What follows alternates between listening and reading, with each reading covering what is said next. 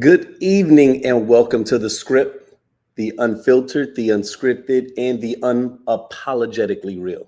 See, each week the script dives headfirst into stories shaping our lives, from the headphones lighting up your feed to the love dramas unfolding in your DMs. Powered by real talk and raw perspective, this live experience blends culture, commentary, and community with the pulse on what matters now. Whether it's politics, relationships, or the internet's latest hot mess, we're breaking it all down with insight, humor, and just enough side eye. This isn't just a show, it's a front row seat to the conversation you didn't know you needed. Okay.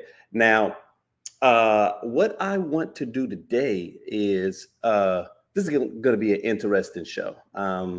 Forgive me for being a little late because initially I had a very special guest that had to cancel last minute. So the entire show that I had planned had to scrap the rundown. We were going to review the latest Clips album, and it was going to be a lot about hip hop. I'm actually going to save that one. I could have done it on my own, but I'm going to be honest. I don't know if you all would 100% agree with my thoughts as it relates to not only how I viewed that particular album, but just all the topics. So I was like, I kind of needed someone to spar with. So I had to scrap the rundown and put something together. But I'm actually really looking forward to this particular discussion. We're going to jump in, we're going to get messy. But before we jump into the show, I do want to take a moment to acknowledge our partnership with blackdoctor.org, which is one of the leading online destinations for trusted health information in the Black community.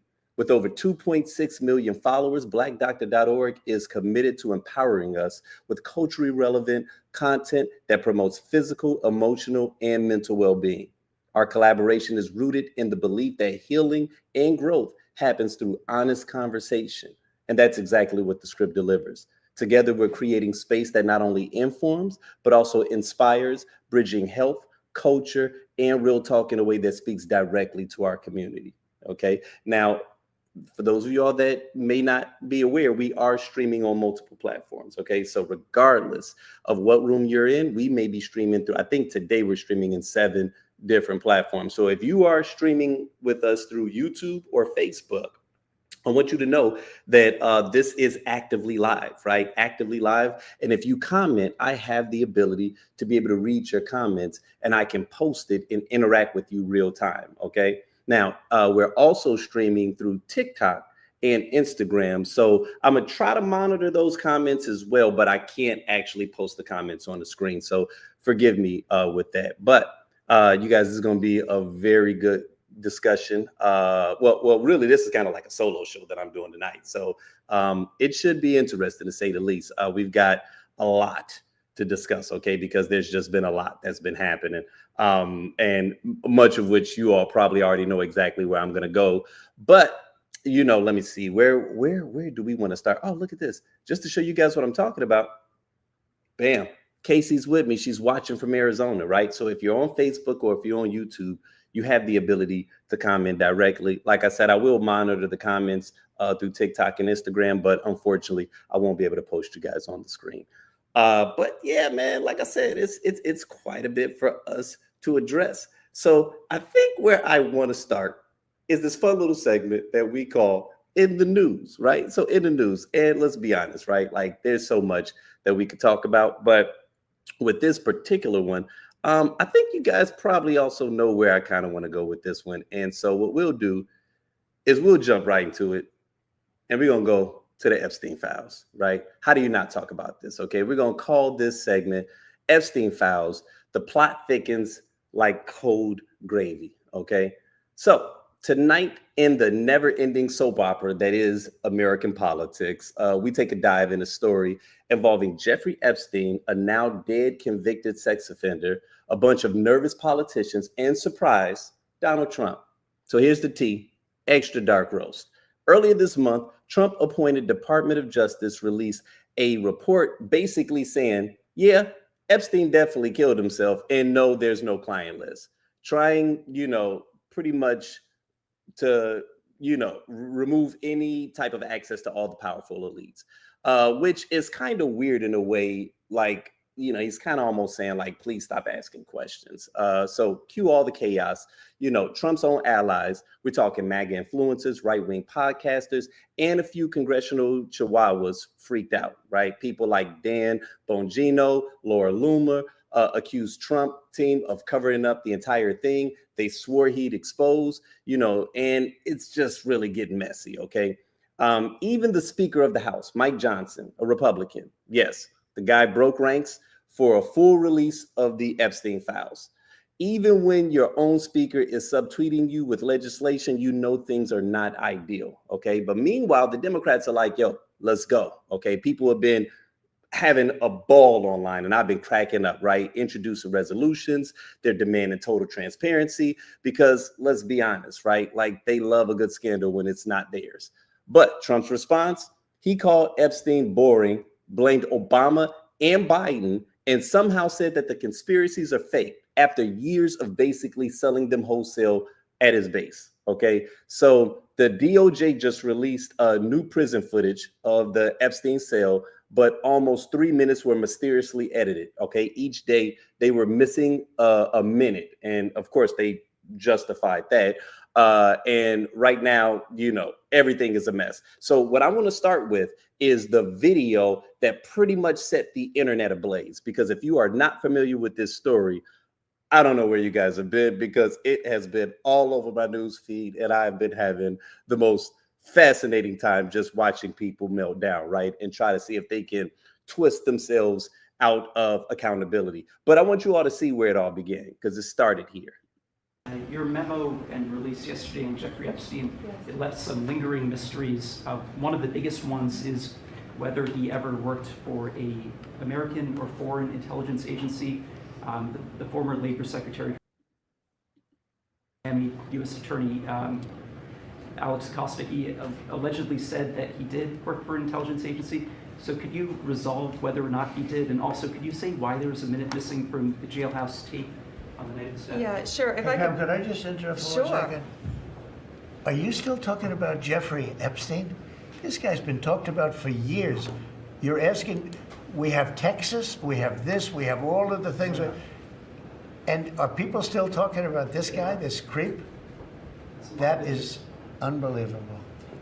Do you want to waste the time, and do you feel like answering? I don't mind answering. I mean, I can't believe you're asking a question on Epstein at a time like this, where we're having some of the greatest success and also tragedy with what happened in Texas. It just seems like a desecration, but you go ahead.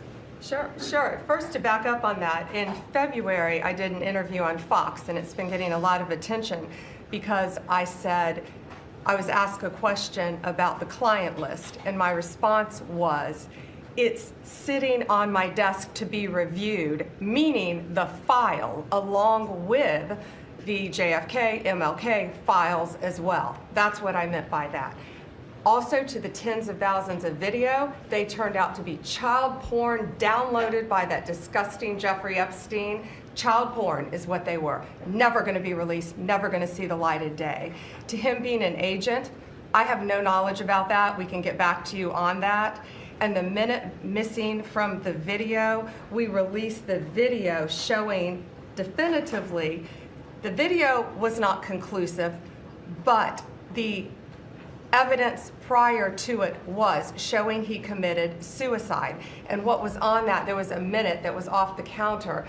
And what we learned from Bureau of Prisons was every night, they redo that video. It's old, from like 1999. So every night the video is reset, and every night should have the same minute missing. So we're looking for that video to release that as well, showing that a minute is missing every night. And that's it on Epstein. Okay, shut that down. Okay, that's it on Epstein is basically what they said. I mean, now come on, y'all. It's like, I'm gonna be honest, right? I'm not surprised by any of this, right? I'm not surprised by the fact that they are pivoting away from it, right? It's much of what we've already seen before, right? A lot of empty promises, getting people hyped up, only to kind of pivot and be completely held without any type of accountability because their base absolutely does not hold them accountable for anything, right? And so this was not surprising to me. I mean, it's kind of funny, to be honest with you, because the fact that he interrupted it was just like, okay, wait a minute, hold on. Y'all still talk about Jeffrey Epstein? Like in the hood, that's almost like we'd be like, man, y'all still talk about old shit. You know what I mean? Like that's basically what that is, right? Like, and so, I mean, it's comical, right? I mean, it's actually hilarious. However, what has really surprised me has been that so many people on the right, and I'm talking specifically a very significant portion of like his staunch base, and I'm talking about the people that are like 10 toes down, they have been having a meltdown over the past couple of days. Now, full transparency, I don't know how sustainable it's going to be, right? Like, I think a lot of people are hoping that this is the straw that breaks the camel's back. But like I told someone the other day, I said, you know what? Pause, right? Because you never know when someone might grow a new back. I think this is one of those type of situations where it's like, you know, you're almost waiting to see what's going to be the thing that's going to awaken people to, at the very least, acknowledging that a lot of what comes out of his mouth is hogwash, right? But no, you know what I mean? Like in many cases, people so staunchly want to believe in just who he has promoted himself to be, right?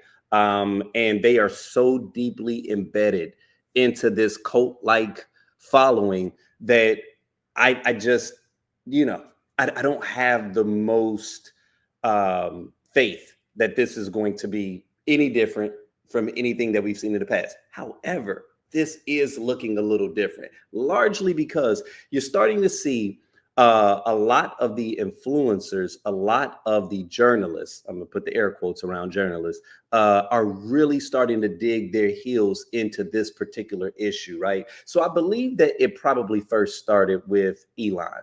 The fact that Elon sent that tweet out a couple of weeks ago when they were having their tiff, where he pretty much made it known like, hey, listen, he's not going to release these Epstein files because he's in them right now.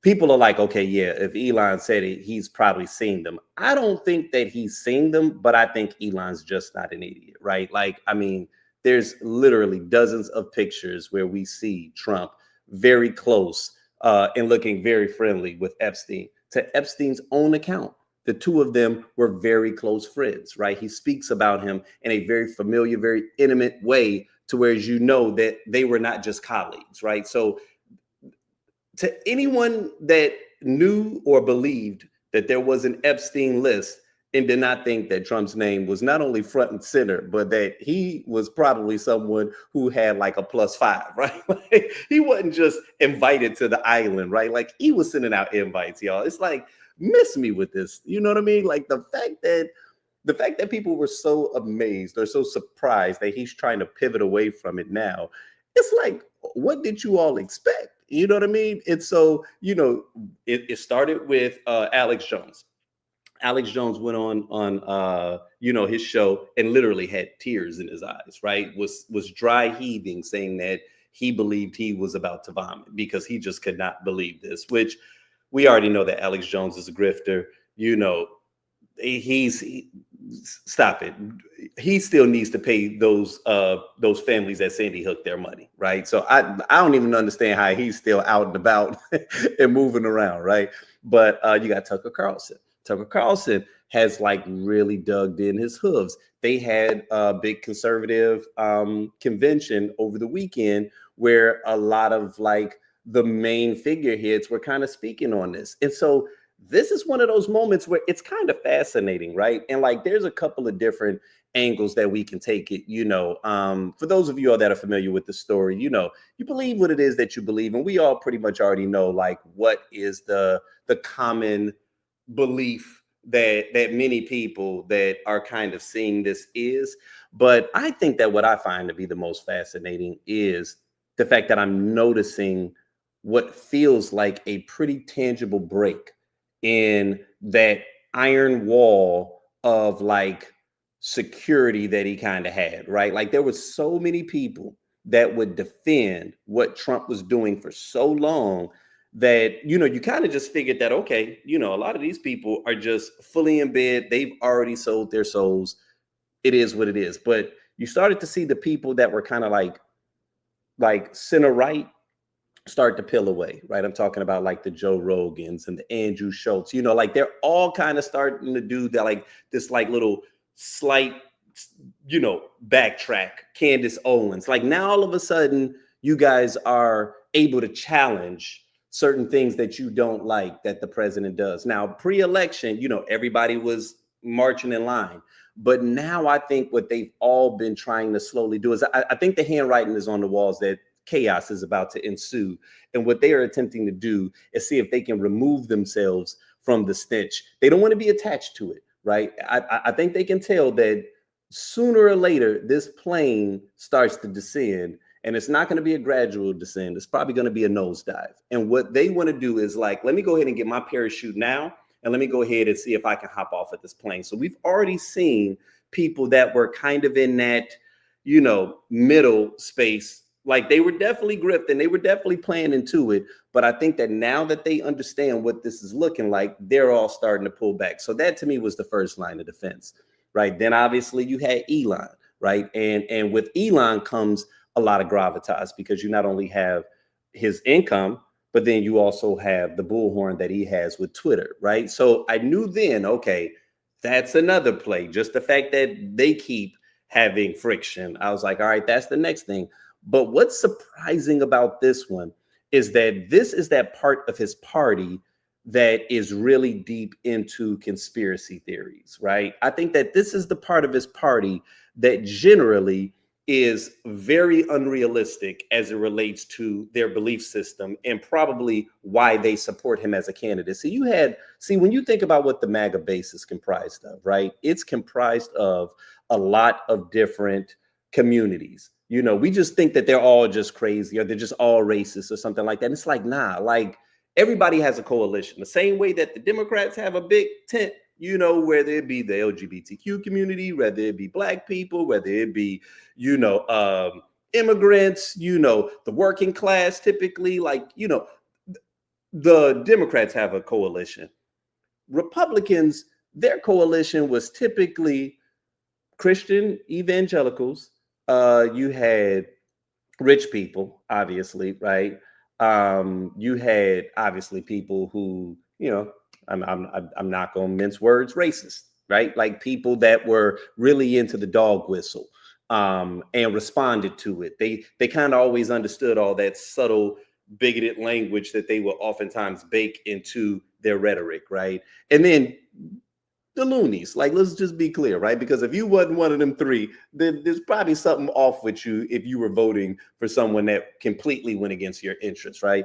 But I want to say that since the emergence of Trump, right, and once we went into COVID, I think COVID radicalized a lot of people. And I also think that we got to a space where Trump was seen as the anti-establishment candidate, right? So people that were really deep into conspiracy theories, and I'm not talking about just like your average stuff. I'm talking about full-on QAnon. I'm talking about Democrats are drinking baby's blood and, Pizzagate, where they believe that if you ordered certain furniture from that one company that, you would get sent children. Like, I mean, it really went deep, right? And the only people that they believe was a part of this were Democrats. So it's like, you have that portion of the base that you couldn't really tell them anything. And because of the fact that Trump used to play into it so well, they believed him, right? Because he was saying the things that they felt no other candidate was saying. I think what they did was they completely ignored any sense of critical thinking, right? To me, I've always found it fascinating that you would think that a billionaire grifter that's been in the game for decades somehow would be the voice of the everyday working people. Like, just that alone to me has always been just the most insane thing. But I think that it was one of those things where it's like, sometimes when people say what individuals want to hear, then that's enough for them, right? As long as someone is saying what it is that they want to hear, it's like, yo, they on board, right? And so I feel like that was the party that, or the portion of the party that was very tapped into this. To Trump's credit, he always played into it, right? So we're talking back in 2022, back in 2023, you know, he was making tweets saying, why don't you release the Epstein files? It was almost like a dare. I think he knew there's no way the Biden administration releases this. For one, they couldn't, right? Because a lot of these documents were sealed, and President Biden actually followed the courts, right? Like he wasn't attempting to go rogue. Because I've seen a lot of people say that online now. Well, how come the Democrats didn't release it? Well, because the courts had sealed these documents, and until I believe it was like late 2024, they didn't even really have access to them. So unless you were going to violate that, if you were going to respect the fact that this was an ongoing trial, those documents were sealed. But even beyond that, I would not expect them to do it for a multitude of reasons. I think some sinister, to be very clear, and not necessarily because they personally were involved, but because I think that there are a lot of people that are probably implicated in these files, and the blowback is potentially catastrophic, because we're not just talking about American politicians. We're not just talking about Hollywood elite. We're talking about foreign dignitaries, right? Like we're talking about implicating a lot of other governments. And this has the potential of blowing over or blowing up and becoming a lot bigger than just something that's happening nationally. This can become an international, global fallout. And so I do believe that on some levels, there's a desire to want to protect that, even though it's sinister, even though it's very like just nasty and unfortunate, because we're talking about these acts being done to young children, and many of us that are sensible, you know, moral human beings, we want to see justice, right? So I understand everybody's desire to want to see justice, but I can understand how a government can say, you know what, just kind of gauging potential fallout, saying, you know what, like, let's pause on that. But the fact that Trump would openly use it because he knew that this was a bit of a carrot that he could use to lead his base to a destination, a bridge to nowhere, basically. I think that is what pulled a lot of those people in. And so, you know, a lot of times when it comes, especially like to presidential elections, you have a lot of what people call like one topic voters, you know what I'm saying? Where they are only here for one specific reason, right? Some people, it might be, birth, freedom, rather it be, what am I trying to say? You all know what I'm talking about, like the right, pro-life. I'm sorry, pro-life. You have some people like if they get deeply ingrained in that space, that may be the only reason that they are voting, because they feel so passionately about it that it's like it carries everything else. They don't care about, like, especially if you kind of feel like I'm damned if I do, I'm damned if I don't. My bank account remains the same, whether there's a Democrat or a Republican in office. You know, they can get on one particular subject and just be like, yo, this is the reason why I'm voting for this person. And I think that there was a healthy portion of his base that was here because of this belief that there was going to finally be justice, right, for all of these dirty Democrats. And the fact that Trump was ringing that bell, they was all on board, right? And even after he got in office, they were still ringing that bell. Like, that's the part that I think kind of throws me. It's like, why wouldn't you pivot? What, like, after you got in office, that would have been the logical time to pivot, to kind of like dampen, you know, the flames a little bit, right? I think I'm just amazed at the fact that they kept going hard, right? As if you all just thought they were just going to let it go. So for Trump to be sitting in that meeting all of a sudden, you know what I'm saying? Like just a month and some change ago, they were saying that Pam Bondi literally had the files on her desk. That's what she said, man, I'm reviewing them now. So like people have been waiting. They've been salivating for them. And so for all of a sudden for you to just be like, man, y'all still talk about this in a pivot away? They are not having it. They are not having it. And so what's going to be interesting is going to be kind of paying attention to the fallout, right? Like, and is this something that will be sustainable? I don't think everybody cares, to be clear, you know, but as I pointed out before, you've already seen certain people, like you've seen a slight hemorrhaging of what he would consider to be his base. And now this is that portion of the base that were like ride or die, right? So the moment that they start questioning things, the moment that your allies become your adversaries, that's going to be interesting. And I think it's going to be interesting for a multitude of reasons, but largely because of the fact that one thing that Trump does not deal well with is criticism. But when he's getting it from the Democrats, he can kind of hide behind that and then use it to galvanize his base. But what happens when it's your base that's poking holes in you? What happens when it's all the people that you've been riding with are poking holes in you? I think that you're going to slowly start to see him unravel, right? And I think that for all the Republicans that have honestly not been happy with the fact that he's had their party by the short and curlies, many of them are going to seize this opportunity to start to move themselves into position, and like in the void that gets created, they're going to want to seize some of that power, right? Because I know that they want their party back. So you all stay tapped in. It's going to be very fascinating to witness like just how this all plays out.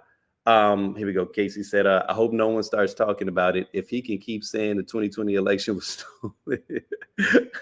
Right. We can keep talking about this. Right. No, listen, I completely agree. This is one of those things where it's like, yo, I don't know if it's going to go away. I do think that what will end up happening is Trump knows how to smoke screen and create diversions. I can see him creating a diversion. And inside of this diversion, it's going to be hard to focus on the Epstein files if it really is something that is like urgent and pressing, something military or war, something that threatens our safety, something that threatens national security, right? Hopefully people can walk and chew gum, because if we see that occur and we believe that that was a bit of a diversion, I'm just hoping that people don't take the carrot, that they don't take the bait, So it's been fascinating to watch this whole thing play out, but we'll see how it all plays out. Now, on to the next topic, okay? We are going to call this next one Angel Reese versus RG3, okay? Who asked you, Robert? Now, this story combines bad decisions, unsolicited opinions, and Shaquille O'Neal threatening bodily harm. Yes, we're talking about the former NFL quarterback turned chaos podcaster Robert Griffin III, who somehow managed to make himself the main character in a conversation about Angel Reese and racism on the internet. Because why not, right? RG3 reposted a disgusting racist image targeting Reese in the name of condemning it, of course, because nothing says I'm against this like giving it a bigger platform. But wait, it gets better. He also claimed that someone from Reese's inner circle told him that she hates WNBA phenom Caitlin Clark. Reese denied it immediately. Her mom also called BS, and then the internet exploded. Ryan Clark dragged him. Brandon London called him a cloud chaser. And then Shaq, yes, the illustrious Shaquille O'Neal, threatened to punch RG3 square in the face, because sometimes the only logical response to nonsense is violence, right?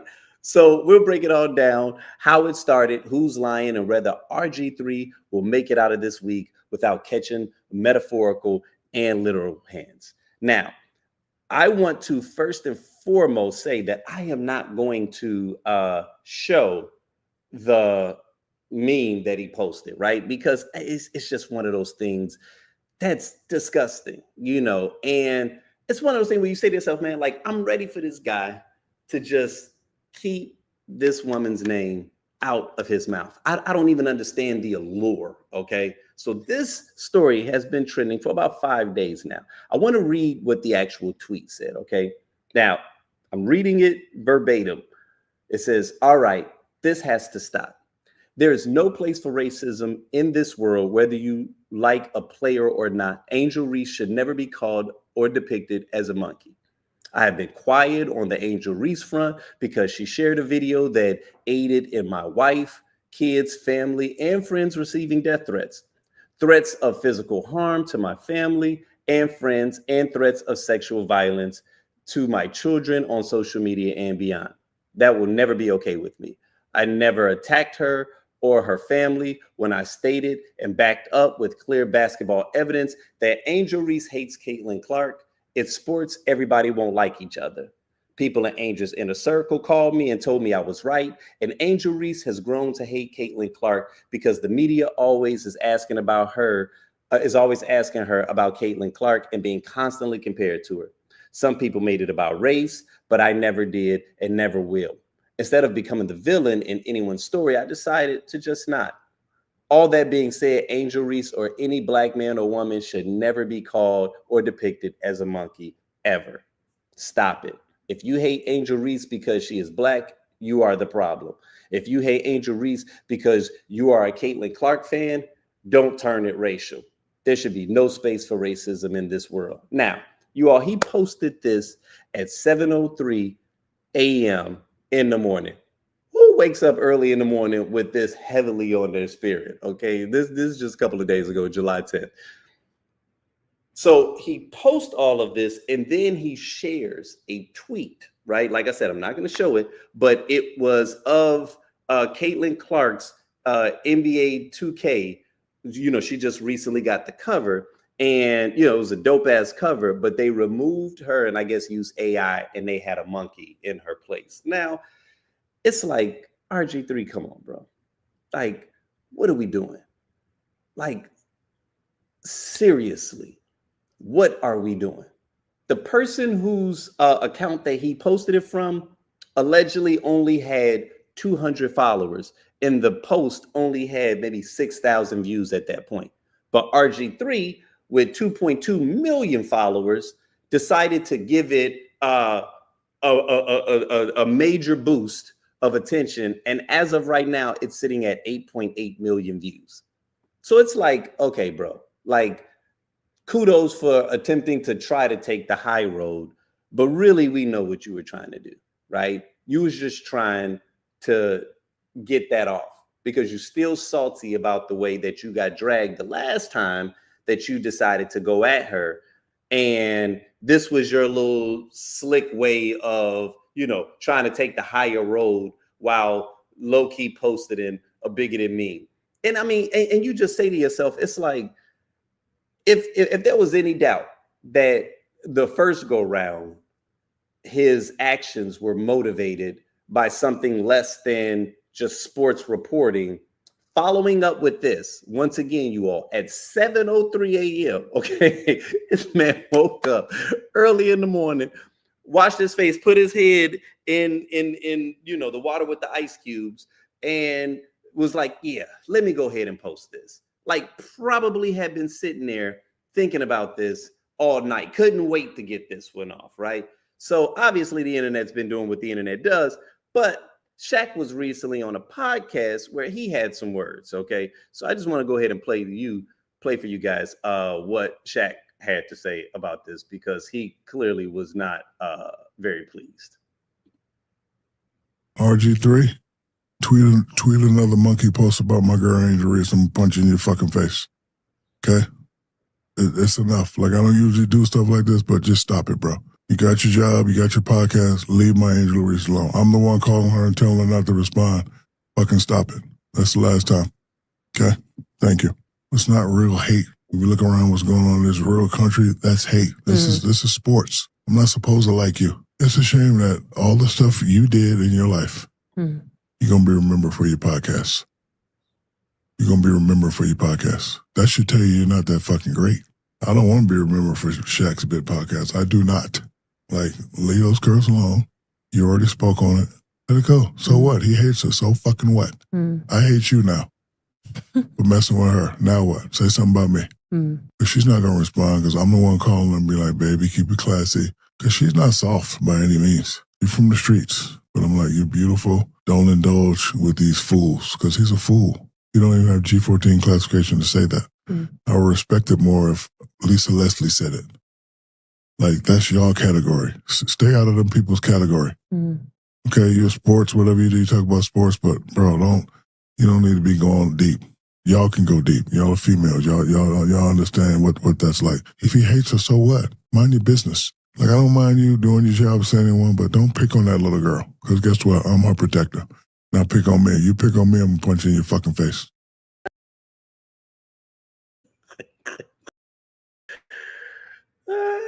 Yo, all right. Now I'm gonna be honest. Okay, I'll be honest. Now, I probably should have gave y'all a heads up that there was some language, but it's nighttime and we adults, so I figured we can let it fly. I'm gonna be real, man. I appreciated that. I really did. I really appreciated that. I think that there are times where you just got to call timeout, right? And I feel like he's been getting, he been getting quite a few off. He's been getting quite a few off. But also, if we're just gonna keep it a buck, I think I'm waiting to start seeing more people in our community check the foolishness, right? Like, I literally got hyped when I saw that. I literally got amped because I was like, okay, finally, we're gonna have a black man of influence that can start calling out the bullshit. You know what I mean? I'm starting to feel like I don't even recognize the world anymore, right? And I mean, it's been like this for a minute now, if we just gonna keep it a buck. But I feel like when I came up, we had a degree of like a code, we had a code, and it's making me wonder, where's that code? You know what I'm saying? Like where is the code? Where are we at now where we can't call out foolishness? Anytime that a person comes and takes the defense of a black woman, immediately you're called a simp. Or someone is saying, oh man, stop caping for them. And what's crazy is I know that this is not how all black men feel. I know that there are many of them that do feel very similar to how I do. And I, too, at a point was someone that was like, you know what? I don't have time to argue with idiots on the internet. It's almost like that old saying goes when they say, you got to be careful about, arguing with idiots, because from a distance, people can't tell the difference, and me being the type of person that I am, I didn't want to get caught in an online situation that could sometimes have real world, real life ramifications. You know what I mean? And so I was someone that was just like, yeah, I'm above that. Kind of like taking the Jay-Z approach, if you know what I'm getting at.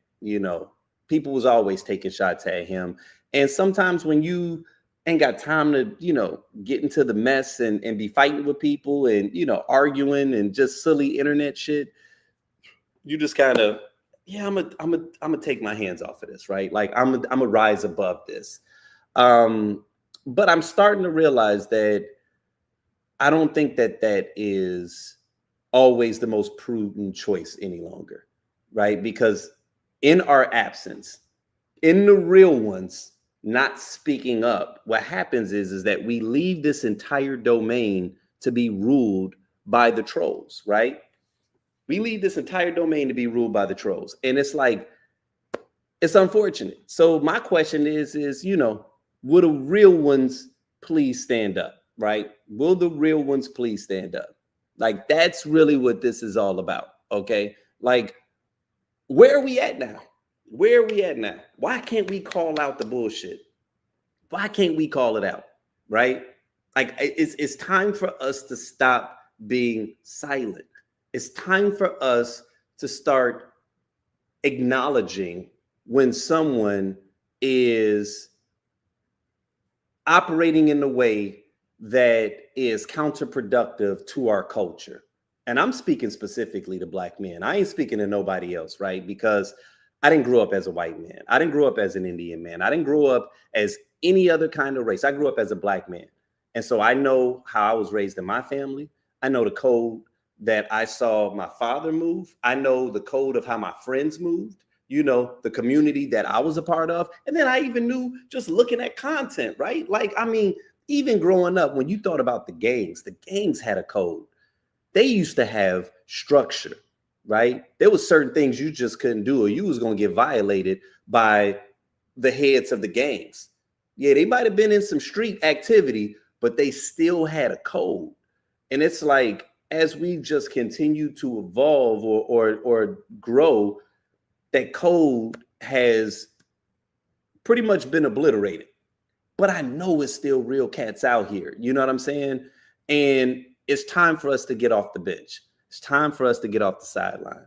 It's time for us to start to be more vocal and start calling out the bullshit. Because see, what ends up happening is, and this is when I decided to start being more vocal. It was dualfold. I think one, it was recognizing that there are a lot of Black women that do not feel protected. And when they say that, it's not always a byproduct of not feeling physically protected or like not having like, a dad or, uncles or homies or whatever. But it was like from the community at large, and when you think about what social media is, I think it's like we all began from this space where it was like, oh, that's just social media. Oh, that's just Facebook, And so we would downplay it. We would downplay people trolling. We would downplay a lot of like the back and forth. We would downplay people talking shit sometimes, because in our minds, it's like, that's just Facebook. That's not real life. But as I always say, like the stuff that happens online has real world consequences. It leaves residue. And so if every time that you hop online, all you're seeing is that you're being attacked and the people that primarily are attacking you look just like you. Yeah, I can understand how over a period of time you start to say, yeah, we are not protected at all. And you kind of feel like you're fending for yourself, or it's women protecting other women, right? And so that was the first thing. But then the second thing was I started realizing that in the absence of the real ones speaking up and being vocal, you got a lot of impressionable people that are out there, and all they're left to take cues from are the trolls, right? The incels, the people who were lame, right? Initially, and hopped online, and through trolling, they were able to raise their clout. And so now they're perceived as having being more popular. And now other impressionable men are taking their cues from lame niggas, right? And so I'm like, damn, like that right there, not only does it create a gap, but if we're not careful, we'll start to be severely outnumbered. You know what I mean? Because if the fake ones are the ones that's training up the next generation, then that means that the next generation is going to be a ton of fake ones, right? So, I mean, it's like real ones are going to be a dying breed, right? And we know this. Cats that's real, we know that we are a dying breed. But what I'm starting to realize is a bit of that is because of our own doing. A bit of that is because of our willingness to sometimes disengage, our willingness to be hands off in these situations. As much as I try to not tell a person what they should be doing, or how a person should be spending their time, how a person should be using their voice, because I do understand that like activism looks different for a lot of people, and different people engage with the community in a multitude of ways, right? Like this is something that I firmly believe in. But I'm gonna be honest, man, when I even just see the way that things are looking right now, like politically and the whole nine, I'm consistently upset and disappointed with a lot of people. A lot of y'all, I'm gonna be honest, like at all levels, but sometimes even specifically those of us that have influence, those of us that have platforms. You know what I mean? It's like with all of this stuff that's happening in this world, I'm not expecting you to, hop on your podium and to become Minister Farrakhan, right? But it's a lot of absurdity that's occurring right now. And everybody's just casually going on about their business. And, I've spoken about this in the past. Sometimes I say to myself, I hope you're having these conversations with someone, right? Because I hope we know that just because we're trying to ignore it doesn't mean it's going to go away, right? Ignoring it does not absolve you of being affected by it, and this is one of those things where it's like, I hope that we're not going to look back at this period a year from now, 5 years from now, 10 years from now, and wish that we can hop in a time machine and come back to this period so that we can fight the way that we probably should be fighting, so that we can actually give a damn and not just throw our hands in the sky as if somehow this situation is going to solve itself. Because the reality of it is you may not want to put in the work, but I guarantee you that the opposition is. The opposition is putting in work, right? And I'm not saying put yourself in a situation where you're jeopardizing your livelihood, where you're jeopardizing, your ability to be able to, earn a living, jeopardizing your safety. But I'm like, there's got to be some kind of middle ground, right? Between being front lines on the protest, and laying your body on the line and just being completely hands off as if you have no idea or that you don't see the foolishness that's occurring, right? There's got to be some middle ground. There's got to be some way that we can start to incorporate our voices, to just add a little bit more balance to the force, right? I'm gonna play this next clip. That's actually kind of interesting because I just happened to run past this, right? I can't even remember where I ran past it, but I thought that this was fascinating for this particular topic, considering, where we just started with Shaq being very clear and making it very known how he felt about this. So just peep this.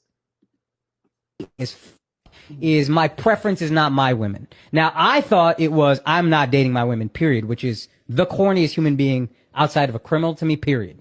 Those are your roots. Those women are reflected in your roots. So if you're saying, hey, I don't generally date them, but I have more space for it, even though I still think it's a little corny. Akash only dates brown. Yeah, Akash has been with one girl in his life who is his wife. That's my wife. That's an So Indian this woman. is that was like important loyal to me. through and through. Okay. And I understand it's not as important for y'all, but as an Indian, there's not a lot of us who are famous. So whether you like it or not, people are looking at you as a role model. You guys have established yourselves as role models. From simps to pimps, which is another motto I find kind of corny, but I looked into what you guys are about. And a lot of the shit is just childish, which is fine if you want to be funny. We just talk about how doctors ain't shit for 45 minutes. We are not in any way life coaching. We are not in any way trying to help men outside of, hey, come have a laugh for a couple hours. If you're going to paint yourself as life coaches and then say, like, my preference is, which is honestly is, I don't want to date black girls. That's the way every black dude that fucks girls says it. I've dated black girls in my life.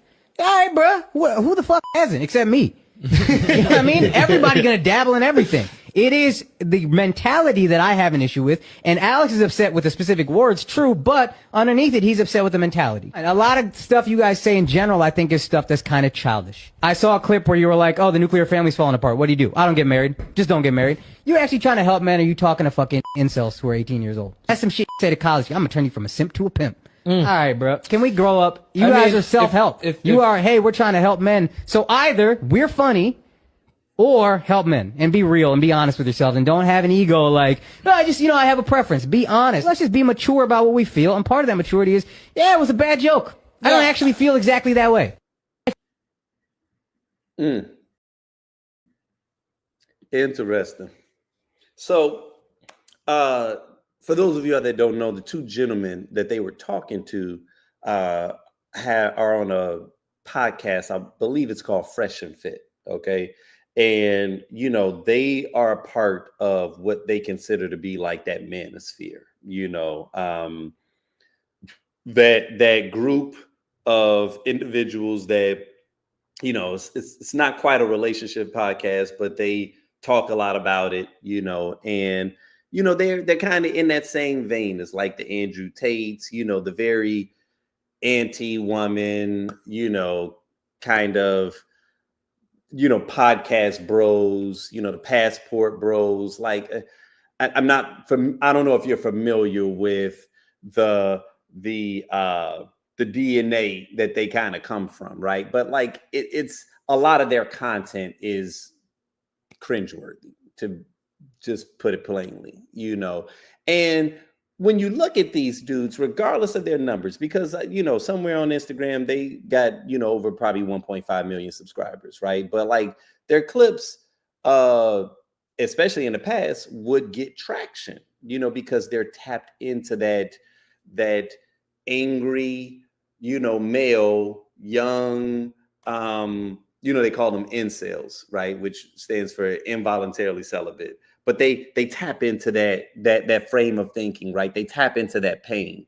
And I recall that there was some controversy involving them maybe about a year or so ago where they ended up getting demonetized by YouTube. Like that's how vitriolic their content can be at times. It got to the point where YouTube was just like, yeah, we're not going to deplatform you, but we can't monetize you any longer. And they were really, bothered by that. Like they were really hurt because I think that they were doing pretty good. Now, I don't know if they've been able to right their wrongs and get it back, but seeing that clip I thought was pretty fascinating, right? Because that was Andrew Schultz podcast, and I guess they had them on as guests. Now, I did not watch the entire conversation, but I said to myself, yo, this is kind of fascinating that you got an Indian guy that's only had, only been with one woman,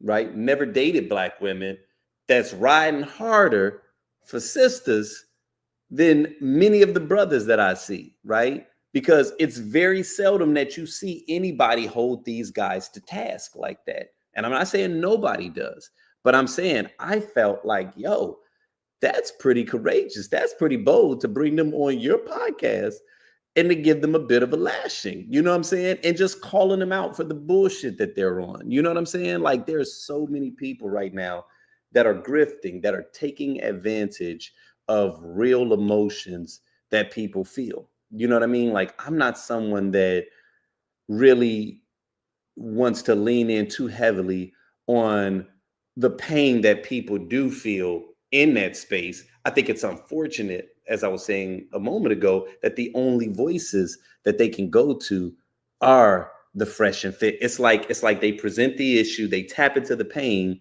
and then all they do is just keep churning it, right? And throwing gasoline on the fire. And that's kind of what my man's was saying when he was just like, yo, like, you'll bring up a certain topic and then you'll just be like, yeah, the solution is don't get married, and it's like, okay, how is that actually helping people? Because you all don't present yourself as like a comedy podcast. You all actually, it's called Fresh and Fit. So it's almost like you guys are positioning yourself as if you're attempting to build men up. But the reality of it is all you're doing is tearing them down. It's that exact same grift that the president is doing right now, right? Where it's like, I'm going to tap into this thing that's actually important to you.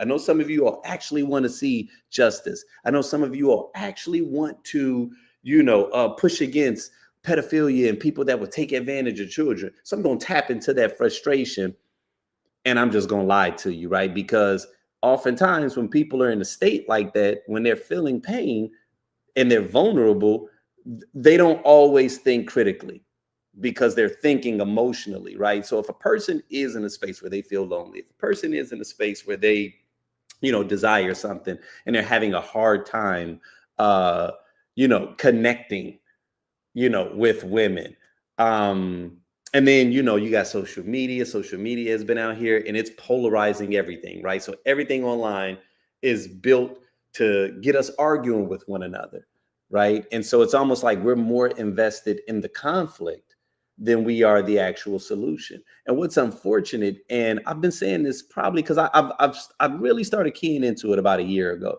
where I really started realizing like, yo, like, it'd be one thing if people was just going back and forth or whatever, on some troll shit, and they were actually in a good space. They actually had a lady or was enjoying their lives. That would be one thing. But I was like, I'm sensing something else.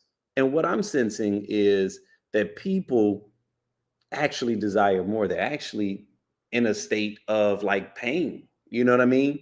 And it's unfortunate to watch individuals that have these platforms, utilize them in the way to further lead these people astray and create more division, right?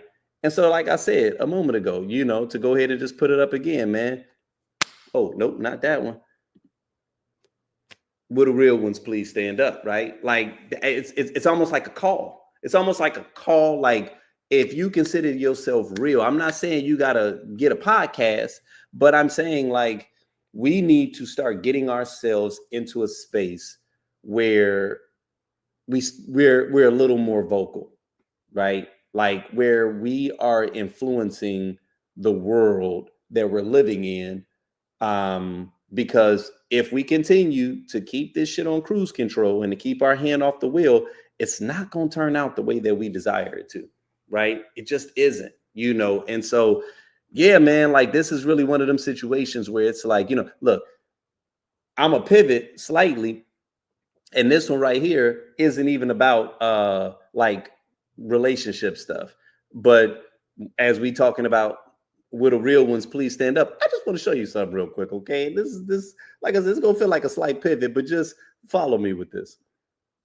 The Democrats are not lifting a finger to remember the well over 100 people that have died in Texas Hill Country. What you are not being told by the media anywhere is that the death toll likely would not have been as high if it wasn't for DEI. This Texas tragedy is just the latest example. It's not just incompetence. This is DEI working to undermine meritocratic institutions, and more people likely died than otherwise would have because of DEI. I mean, you see what I'm saying? Like, I mean, you could just say anything nowadays, okay? Now, that's Charlie Kirk. Charlie Kirk tours the nation, and ask me where he primarily goes. To colleges and universities, right? And he has this whole speaking tour, and I can't think of what the name of it is, but it was like something Turning Point America or something. It's got something it's one of those very pro-America type things, Winning Back America. I can't think of what the name of it is, but his primary audience are people that just entered adulthood, right? So when they're the most impressionable. So he is building his entire brand on attempting to bring new people into his fold, right? But the reason I'm showing you this, because I just want to show you this real quick, okay? Just for context. Look at this.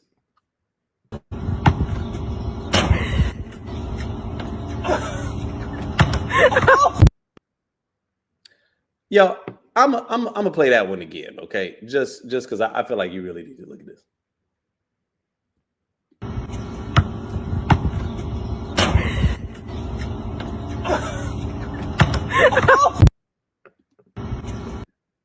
Why are we taking cues from somebody that shoots basketballs like that? Okay.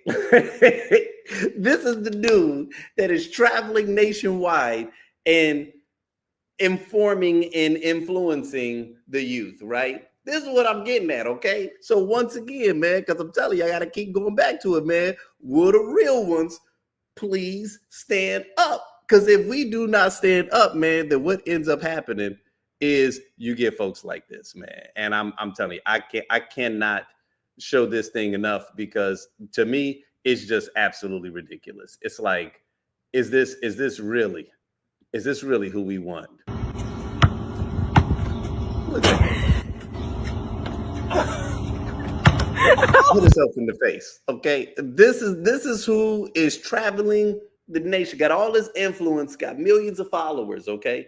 This is what happens when the real ones don't stand up, right? You have people like that leading, you know what I mean? And then we look up and we find ourselves in this clusterfuck of a situation. We're like, how do we get here? One step at a time, right? Because while they were grabbing ears and grabbing eyes and, pushing their agenda, we were too busy fighting about trans people playing sports in college, You know what I mean? Like just foolish stuff. We were too busy hung up on the fact that Kamala had the audacity to do her job and a few people got locked up, right? While she was the district attorney. You know what I mean? It's like, okay, y'all. So like while we infighting and we caught up in our nonsense, that's who we got leading the next wave, right? The fresh and fit guys, right? Like that's who's influencing the next wave of individuals, the impressionable people, the people who honestly are in search of like real world solutions, right? Like that are honestly looking for someone that they could share space with. You know what I'm saying? I just feel like we've gotten to a space, man, where a lot of people have forgotten how. But yeah, man, no, this is gonna be a plea that I'm gonna continue to make. So now on to this next segment, war on reality, right? Y'all, I'm gonna show you this, and I'm not even gonna set this up. I'm gonna just go ahead and play it, and then we'll dive into it.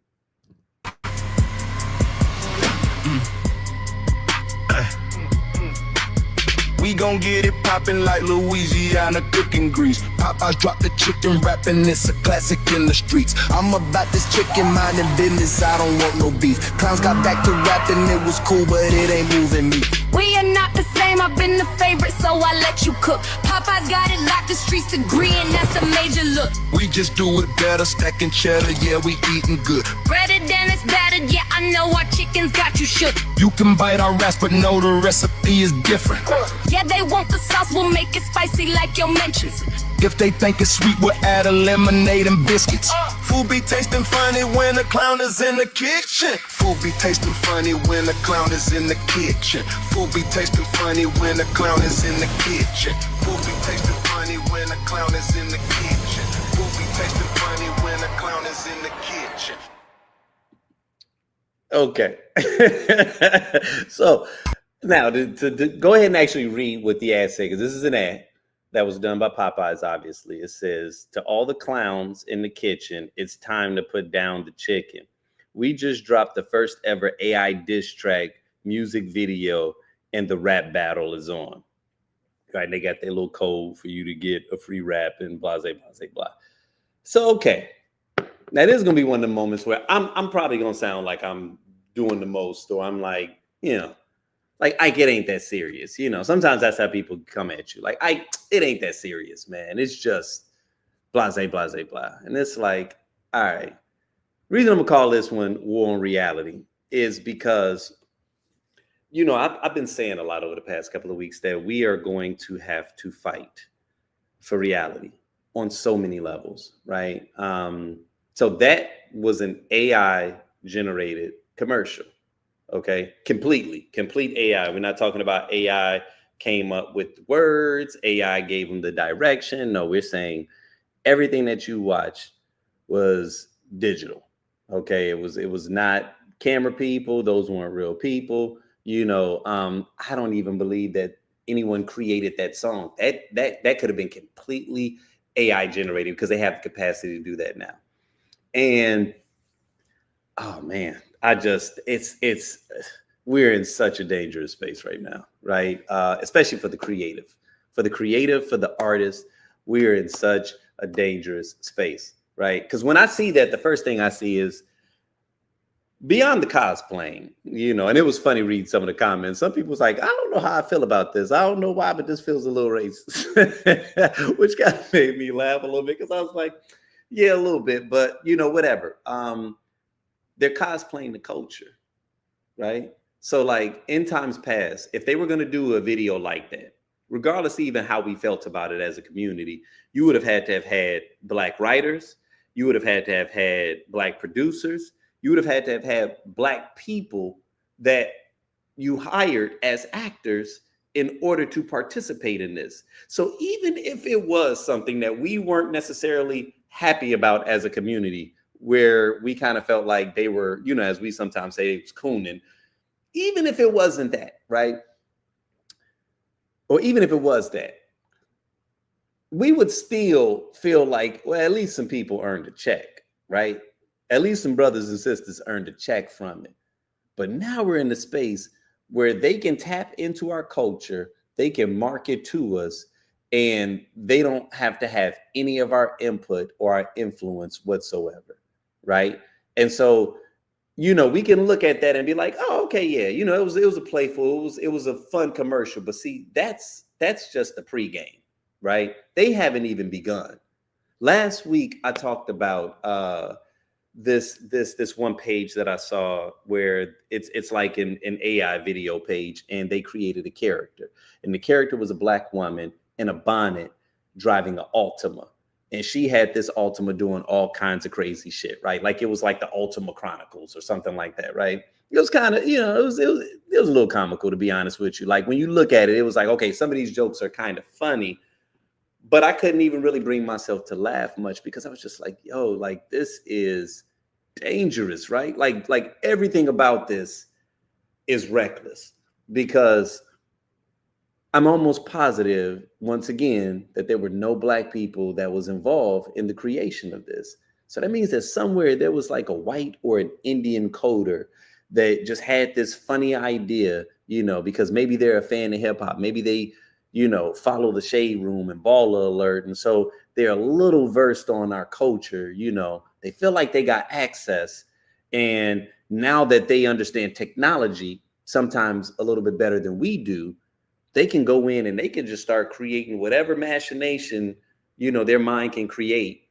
And then they can push this content in front of us. And regardless of whether or not we know it's AR or it's not, there's something that's very dangerous about what these types of images do when they're broadcasted in the media, especially when it's not balanced, right? It'd be one thing if we had a whole bunch of like Barack Obama types out there that was getting a lot of attention. And then you said, okay, yeah, it's cool to have a little bit of it, but it's like, nah.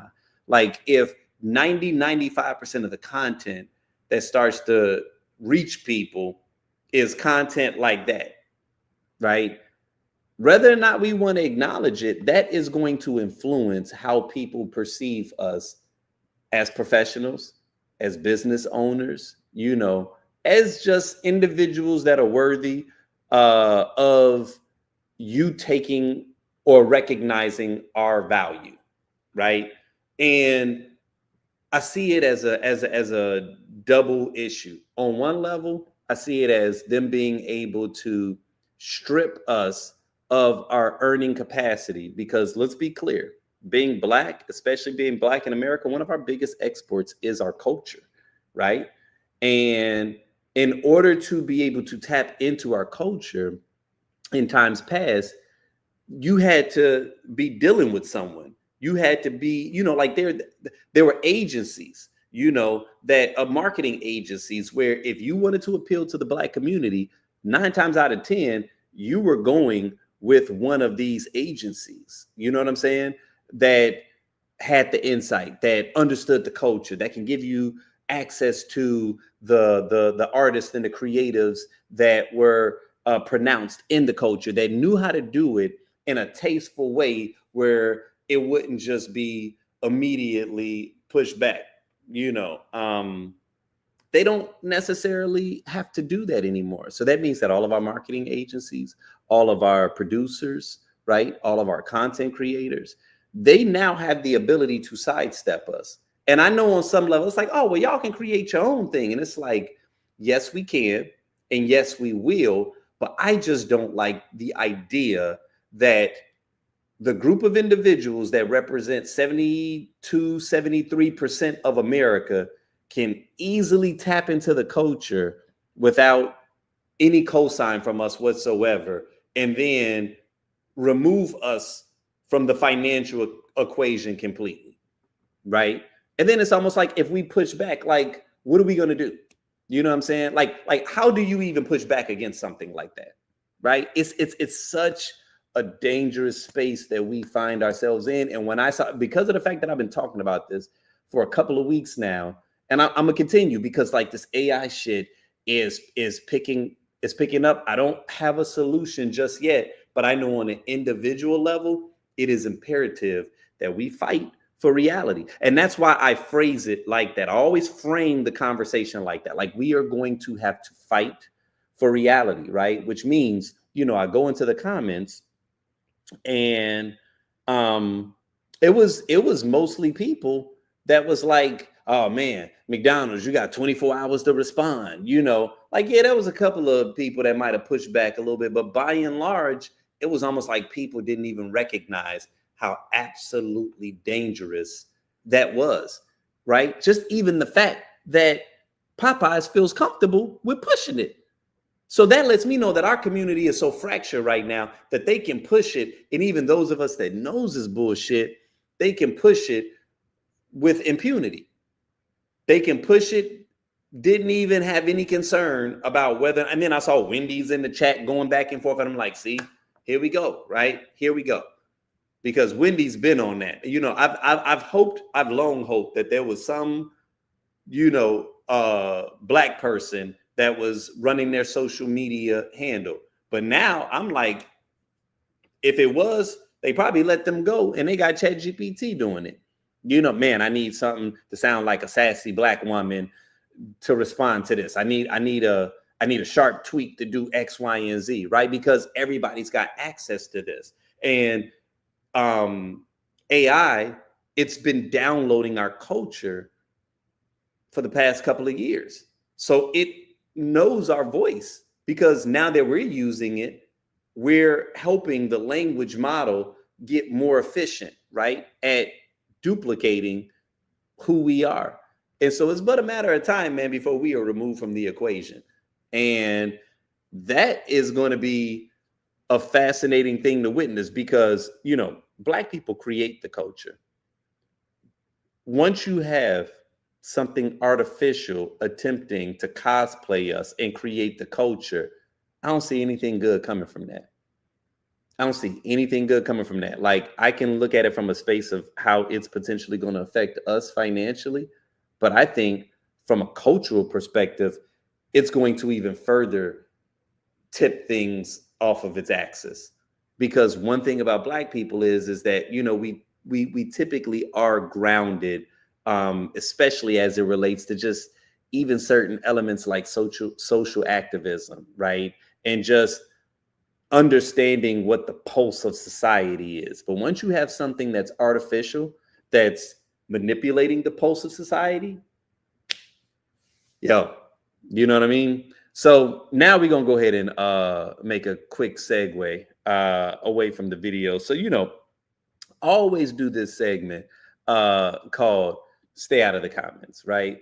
But this one is going to be a little different, right? Because, since we're into this war on reality, I'm going to just kind of stay inside of this space, and I've said over the past couple of months that, one of my new guilty pleasures is the social media app Threads, right? It's a lot of fun for me. And right now the algorithm is algorithming, okay? For me at least, right? I don't follow many people, but it knows what I like, and it's been serving it up. And so I kind of like the community that I've become a part of, right? So it like I said, it knows what I enjoy, right? Whether it be the ratchet or the conscious, you know what I'm saying? Or the borderline militant, it's not attempting to get me confrontational with people. And every once in a while, you'll see something that'll come up inside of like what they call the dating threads, right? So I recently saw this post, and it said, I accidentally sent him a screenshot of our chat instead of sending it to my friend.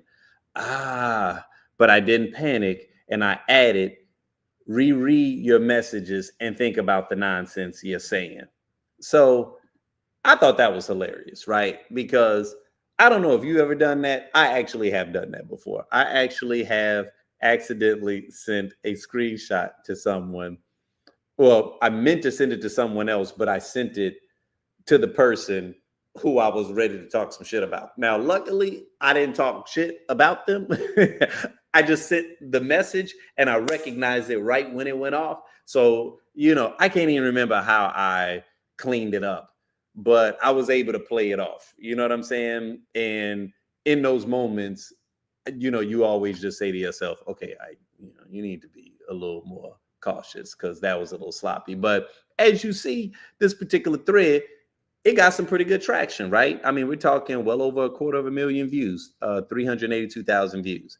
So, as always, people start tapping in and they start sharing how they feel about it, right? This one said, let me write this down, sis. Someone else said, oh no, they had the picture of Leonardo DiCaprio holding the reverse, the Uno reverse. Someone said the quick thinking. You had another one. Oop, I just know your stomach fell out your ass when you realized what happened. Speaking from personal experience. Had someone else that said, I once sent a voice note to my now ex that was meant for my friend. It was something along the lines of, not he live in a 4-bedroom house. He got money, but it only got 2.5 baths. That's dumb. Why not 3? So she was just being messy. She got caught talking shit about somebody's crib or whatever, but that's funny though. She said, I did this once and thank God my battery was dying. And I said, do you see what you're wasting my battery life on? See, that's creative, right? I got to give props to people that know how to think on their feet, right? There's somebody else that said, this happened to me years ago, but I didn't notice it until he texted me back. And I said, I think you meant to send this to somebody else. I hit him with, nah, I wanted to show you exactly where you had me fucked up. And I ain't gonna lie, that was elite, okay? That was elite, okay? Every once in a while, you got somebody that just know how to think on their feet. That was elite. That was brilliant. Okay. So I salute to the sister that came up with that one. I thought that this one was pretty poignant. Someone said, I did this once and sent a whole text with it. And I had a whole panic attack and followed it with, I'm so sorry. That was for so-and-so. I'm just so frustrated today with this convo and I'm trying to get some other opinions. I was scared because my exes would have blown it up. I mean, because my exes would have blown it up and would have been a whole big thing. But my now husband said, I get it. I'm sorry. I'm making you feel that way and I'll do better. I promise. The way my entire being relaxed and I cried more because I wasn't expecting it. See, I thought that was beautiful, right? And that just goes to show how sometimes, when you're dealing with the right person, situations just have a way of working themselves out, right? I think sometimes we're always trying to force a square peg into a circle hole, or we always believe that we have to be perfect in a situation, and we don't.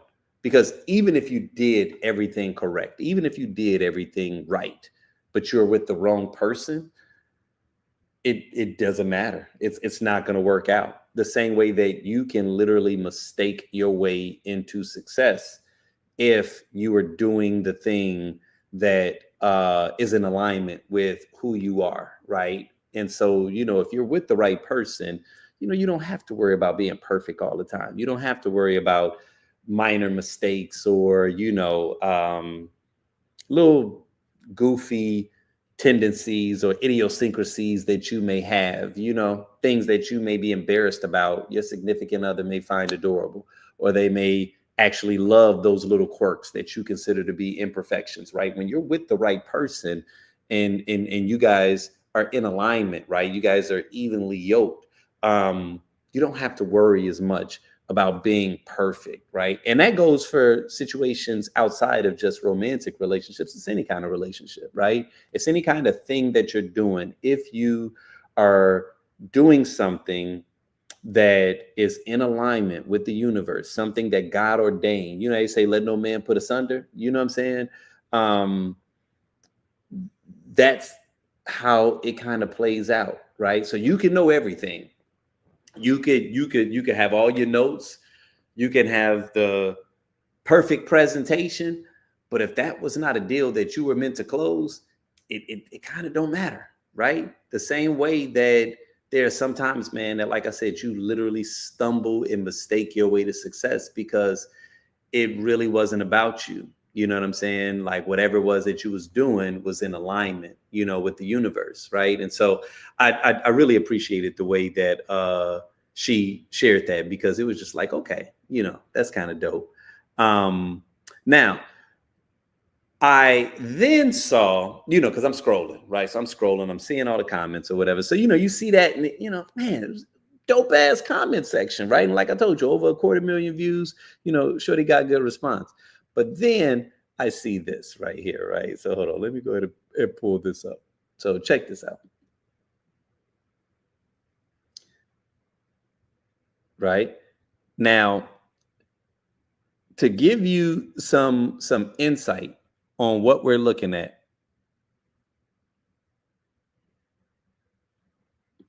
Now, to give you some insight, right, on what that was someone that took the original woman's post and she threw it into Google, okay?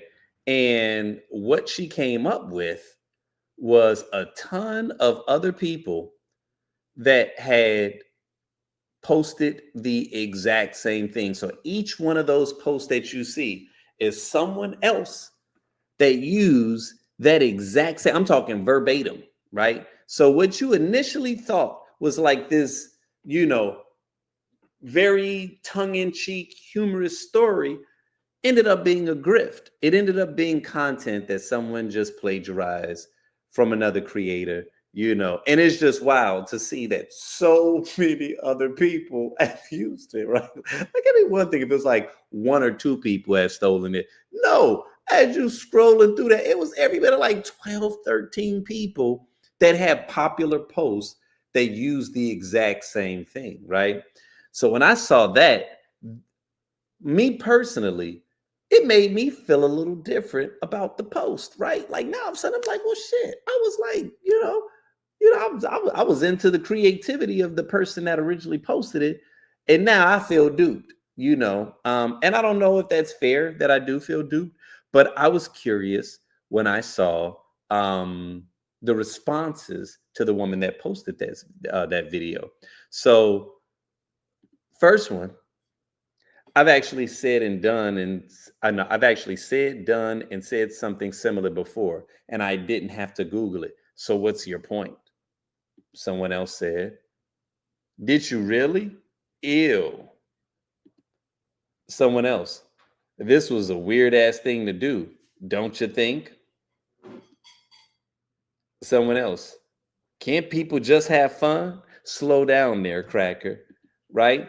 So underneath that post, the majority of the people that were responding to that kind of was looking at Shorty like she was a killjoy, right? Almost like a how dare you? How dare you ruin our good time? We were having a blissfully ignorant good time, and you decided to come up in here with the truth, right? And that goes back into what I was saying a moment ago. Will the real ones please stand up, right? Not only that, but then also war on reality. This one is both. This is both, right? A war on reality. This is what I mean by when I say that we're having a war on reality, and why it becomes so important for you to recognize what the war is going to look like, right? Because there are times where we know the truth, we see the truth, but we prefer the lie, right? We prefer the lie. Now, if you saw someone tried to out Shorty or whatever, you could have kept it moving. But they came in and defended the lie, right? They defended the lie and got mad at them, like, which tells me one of a few things. Either you don't care about whether something is factual or not, or you do it yourself, right? Which means that you're invested in the grift. And so when I say a war on reality, it's not just a matter of like our resistance to those who are being fake, but it's also like us resisting the internal urge to be fake ourselves. I'm not saying, that you can't use some assistance. I'm not somebody that's anti-AI. I'm using the shit like everybody else. Why would you not? You'd be foolish to not use AI in 2025, right? My concern is if you allow the virtual reality to supplant real reality. Because the reality of it is, man, is that, it doesn't matter how much you attempt to fake it or pretend it. The way that you actually feel is going to be based off of like real life shit. Like they say fake it till you make it. What happens if you never make it and you just faking it? Like, there was a couple of weeks ago where I spoke about, we talked about how there are times where you'll have someone who may be going through something and they're so invested in the facade that they almost don't feel comfortable with sharing openly that they're going through something that's pretty profound, right? That's pretty heavy, that's pretty deep. And, sometimes that's a concern of mine because, they always talk about checking in on your friends, and checking in on their mental health. And then they'll say, yeah, sometimes it's your strong friends. Be sure to check in on your strong friends. And so I'm someone that I try to be as tapped in as possible. But one of the things that I often question is what good is checking in if people are so invested in being fake that they're not even going to tell you the truth either way, right? So someone is quietly and secretly fighting with someone, but they're so invested in projecting this fake artificial reality, you know what I mean? Meanwhile, in real time, you're dealing with real life depression. You see what I'm saying? So that's what I mean by when I say it's like there's a war on reality, because regardless of how pronounced you may be in one sector, it doesn't always translate to something that's real. All the online love that you may receive may not feel the real life void that you feel as it relates to, desiring human connection. You know what I mean? And so, yeah, man, it's like when I saw that, I was just like, yo, this is a slippery slope that we're finding ourselves in, even as it relates to something as common as social media, right? Because, yeah, we're all clout chasing. But when I saw that post and I was like, oh shit, like Shorty posted the truth. And folks is literally coming at her like, how dare you? Like, it was almost as if she was hating. You know what I mean? And it's like, nah, I don't think she's hating. I think she's just a little disgusted at the fact that you're plagiarizing. You know what I'm saying? And that's what I was getting at a moment ago. Like, we no longer live in a society where we call out bullshit. You know what I'm saying? And I felt like we used to, or maybe we didn't. Maybe people have always been fake. You know what I mean? But I can think back to a date where, like I said, when you coming up in music, if it was made clear that you were not who you project. I remember people like Milli Vanilli or Vanilla Ice, people loved them until they realized, oh, wait a minute, what you are projecting is not actually who you are. You know what I mean? And maybe there's a lot of people that fake it, but they're just a lot better at it. But I felt like collectively as a society, once we became aware of the fact that you were in fact faking it, there was a bit of a pushback. There was repudiation here in the spot. But people are just like, yo, I don't care, man. I really don't care if it's real or it's not. You know what I'm saying? And I'm telling you, man, we don't care because I don't think that we recognize what it's going to look like in the long run. We don't care because we are not aware of what are the repercussions of living in this artificial world. You know what I'm saying? So yeah, man, here's what it is, man. But, we are going to go ahead and round this out with stay out of the comments, because you know what? The internet is always fun, but sometimes you got to stay out of the comments because that's where it goes down. I don't know. Like sometimes something crosses my news feed and I'm like, why would the algorithm put this there? And then the moment you go into the comment section, you're like, okay, that's why. So I saw this post the other day, right? It said, I took my kids to the mall today to experience the deliciousness of a hot cinnamon sugar pretzel. Literally the only reason we went, And as we were leaving to get back in the car, we get honked at repeatedly because someone is waiting on our spot. Mind you, doors are still open. Kids are still being buckled. Parking lot has plenty of other spaces. And this middle-aged woman is throwing her hands and shaking her head like we are doing her a huge disservice. Can we maybe not honk at families trying to safely buckle their children over a parking spot? Seriously?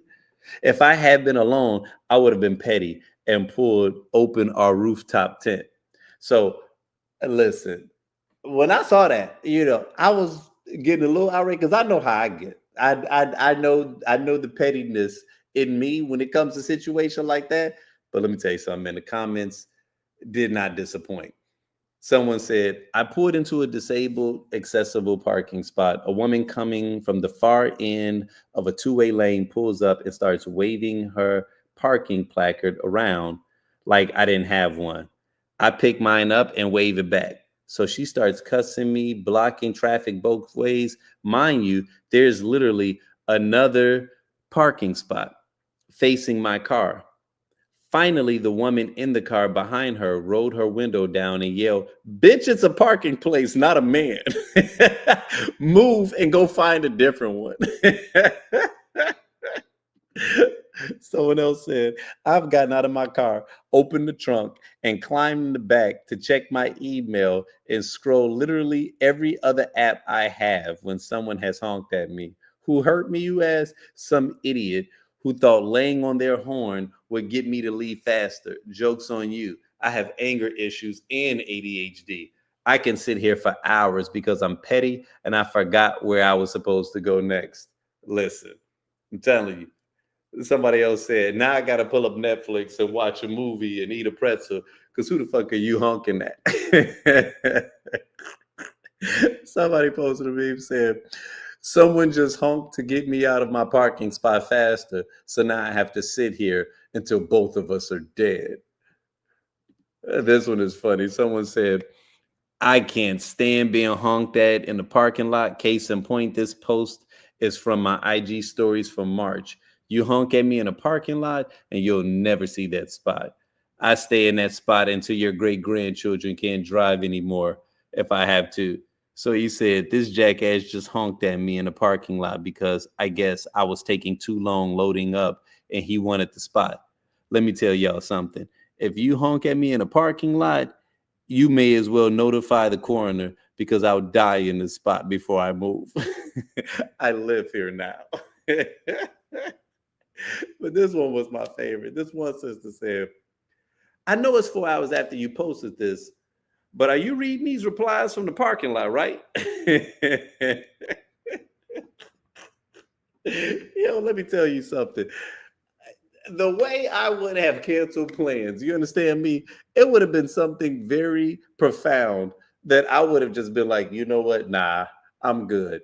I completely understand it. Listen, I'm that way when I'm on when I'm driving. Now, I don't do it too much here in Arizona because first off, people have a bad habit of tailgating you. That frustrates the hell out of me, right? So I know how to move around, and because they just drive so incredibly reckless here, I haven't had to do it yet.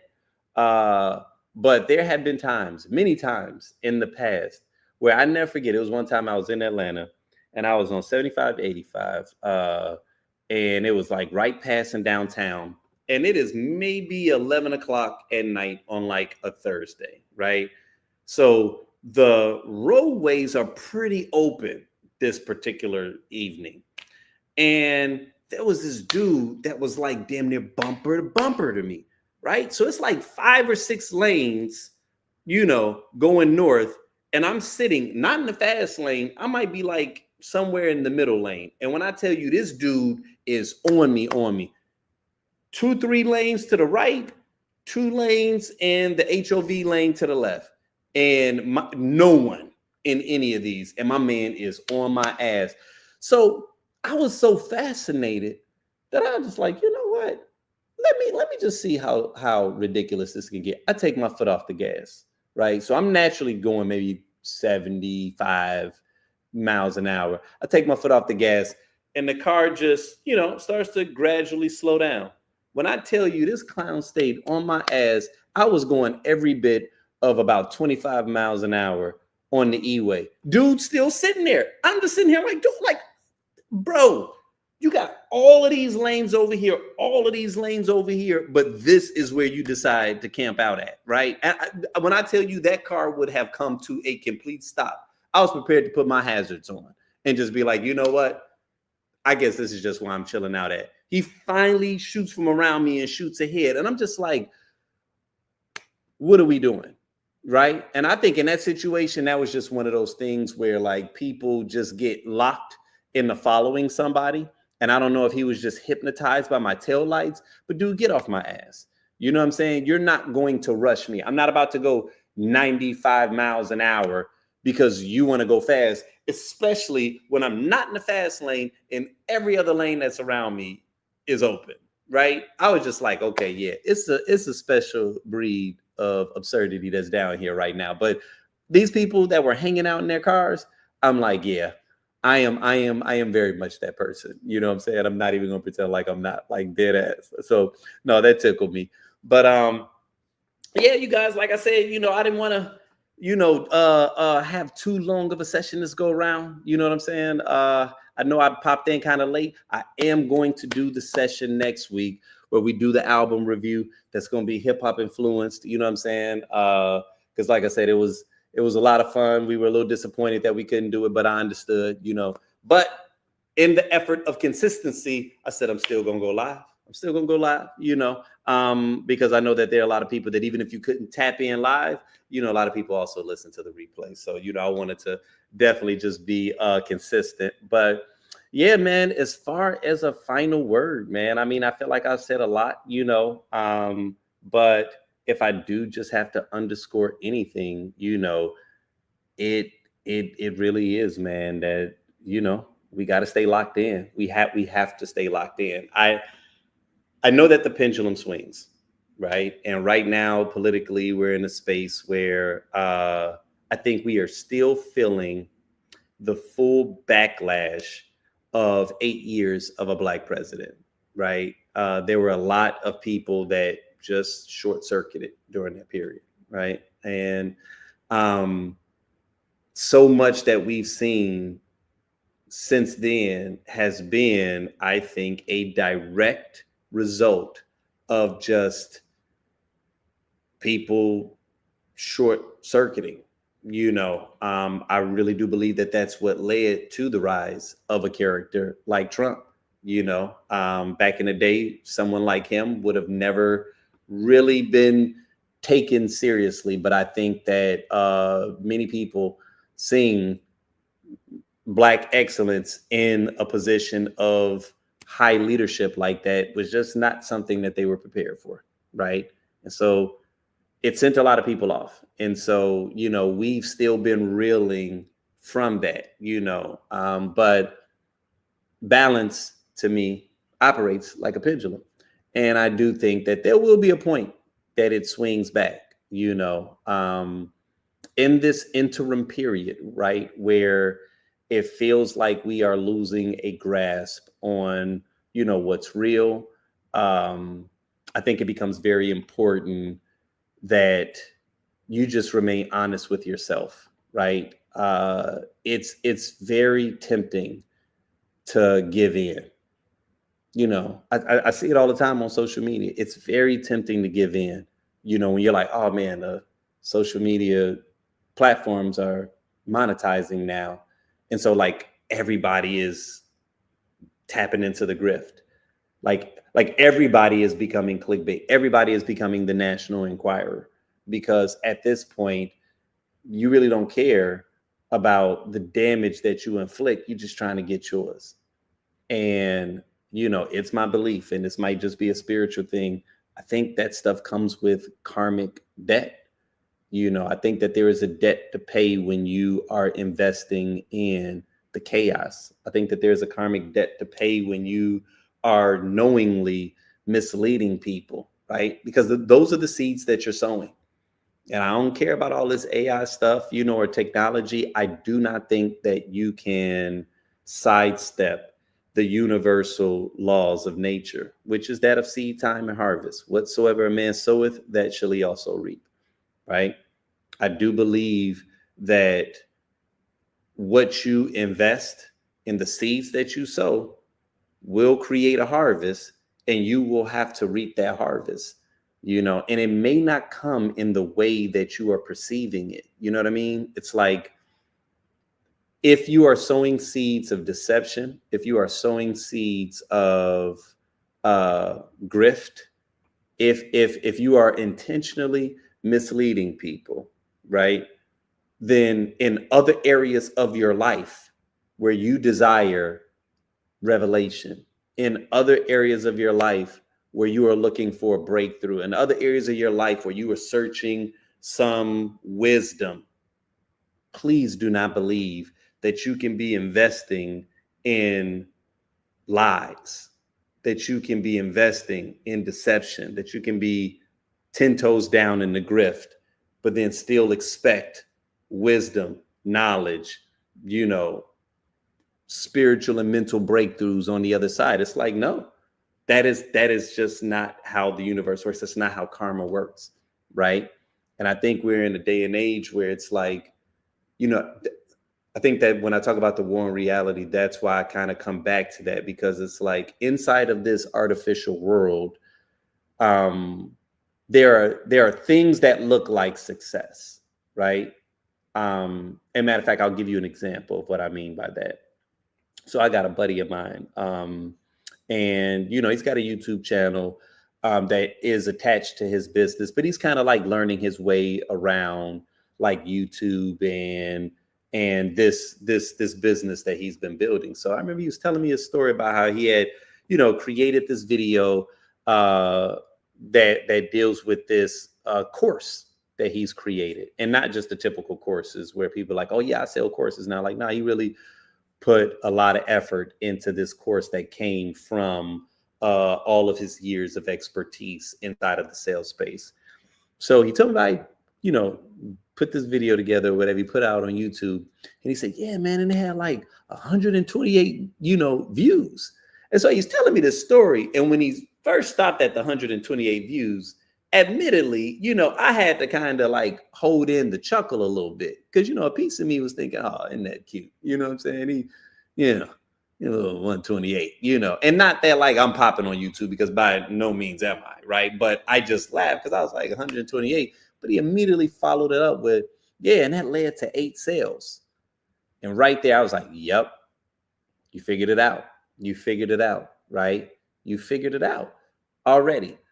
Because it doesn't really matter whether or not you go viral. It doesn't really matter if you have the millions of people, that saw this video, and if it had a ton of engagement. Sometimes it's not a matter of how many, it's a matter of who, right? Like, who was tapped in. It's a quality over quantity. And I feel like as social media was building, they kind of manipulated us a little bit. And they all got us into this space where we started valuing the quantity. The moment that they started to place a scale on the amount of engagement that you receive, essentially they commodified like engagement. And then we then said that the value of something that I share ultimately comes down to how many people are tapped into it. And that's not always the case, right? And so, that is one of the major tenets of social media. And if you're not careful, you will make that your reality, that the thing that I'm doing does not have value if it does not hit these artificial benchmarks, right? If a lot of people aren't keyed into it, I now have to question the value of the thing that I do. And so one of the reasons why I'm always pushing back against this, and I'm going to keep saying this, is because many of us have already been manipulated and contaminated by this new world that we're living in, this new metaverse that we're living in, that only sees value in the quantity. But AI is here now, and AI is more efficient in this digital space than we are, right? So, similar to the video that I showed earlier today with Popeyes, if that's a successful campaign, you can say goodbye to Popeyes filming actual commercials. Why would they? Why would they, when I could just go to a coder, have them do something, get a better response than if I actually use real people, right? You're going to start to see more people tap into that. And as a result, us as the real humans are going to be, we're going to lose motivation in expressing ourselves. Or if we do express ourselves, we're going to almost feel the need to catch these cues directly from AI. I see it already. The majority of the content that you see online right now, like talking head, I already know that there's people reading scripts that they've gotten from AI, right? Where on one level, it's almost like, yeah, we're fine tuning things. But on another level, it's like this thing, we are now outsourcing our critical thought, right? And we are allowing these devices to do the thinking for us. And a lot of people are starting to kind of do certain tests and stuff and realizing that, AI isn't as, as open as we like to believe it is. It is telling you what you want to hear, right? It's you have to know how to even prompt it so that it can challenge you. So if we continue to outsource our thinking to these machines, all we're going to do is just strengthen the walls of that echo chamber that it already feels like many of us are living in, because all it's going to do is just more or less reverberate what it is that it thinks you want to hear, right? Because that's all of these things are doing. They're all devices to keep you engaged. You know what I'm saying? And so it's almost like, yeah, once again, man, if we are not very mindful that this is what the war is, and I'm not saying don't use it for your professional stuff, and the whole nine. I'm saying be cautious about how it can manipulate how you feel or what you think about yourself. Because us competing against AI inside of a digital space, that's a losing battle. That's a losing battle, right? So you got to desire the real, man. You got to desire the real. If really what you want is to lead a fulfilling life, But like I said, these are my thoughts. These are going to be things that I continue to share, just because I'm someone that kind of reads between the lines, right? And, again, if it was just a bunch of people using AI and a bunch of random debates online, and I felt like people were still whole and, feeling good, feeling fulfilled, then I probably wouldn't be so tapped in. You know what I mean? But I think I'm tapped in because I'm like, yeah, like the deeper we go into this virtual world, it's removing very important and significant pieces of what makes us human, right? So even beyond being a creative, even beyond being an artist, like this is something, man, that we are going to have to be very mindful of, But as always, you guys, it was a pleasure. I want to thank you for tapping in to this like impromptu session. You know what I'm saying? This impromptu late night session. Every week is going to be something different, and so it's always a pleasure to show up. And until the next time.